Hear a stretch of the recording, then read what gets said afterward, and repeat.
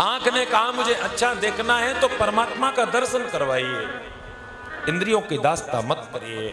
अगर जीवा कहती है मुझे अच्छे स्वाद की जरूरत है, मुझे अच्छा कुछ खाने का मन है, तो हम सबसे पहले कहां जाते हैं?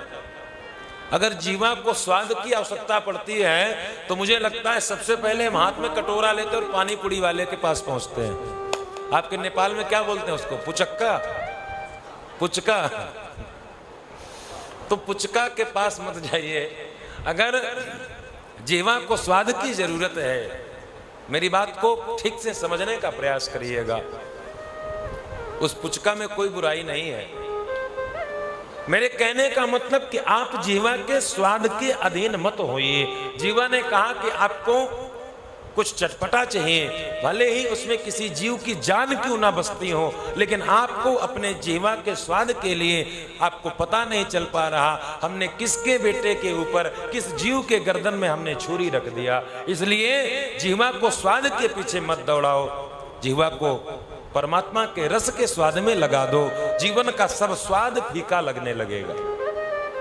एक बार परमात्मा के नाम रस का चस्का अगर लग जाएगा तो उससे ज्यादा स्वाद दुनिया की किसी वस्तु में नहीं, दुनिया के किसी भोज्य पदार्थ में नहीं। और आज समाज की सबसे बड़ी स्थिति है, सब कुछ बन रहा है लेकिन हमारा स्वाद ही नहीं फिक्स हो पा रहा। पूरी सृष्टि में इंसान ही एक ऐसा व्यक्ति है जिसके लिए खाने के लिए दुनिया भर में विविध प्रकार के आइटम हैं, लेकिन फिर भी महाराज अन्न, फल, मीठा, दूध, घी, इतने इतने दिव्य पदार्थों को छोड़कर उसे खाना क्या है? मांस। उसे खाना क्या है? किसी का खून। दुनिया ऐसे लोगों को जब परमात्मा भी देखते होंगे वो भी कहते होंगे शायद मुझसे ही गलती हो गई। आप बताइए कि ममता किस जीव में नहीं होती? ममता किस जीव में नहीं होती? इस सृष्टि का कोई छोटा भी जीव है वह भी अपने व्यक्तियों के प्रति ममत्व रखता है। और हम किसी के बेटे के ऊपर, हम किसी के पुत्र के ऊपर छुरी चला रहे हैं अपने स्वाद के लिए। ये परमात्मा सब कुछ देख रहा है, हमें कभी क्षमा नहीं करेगा।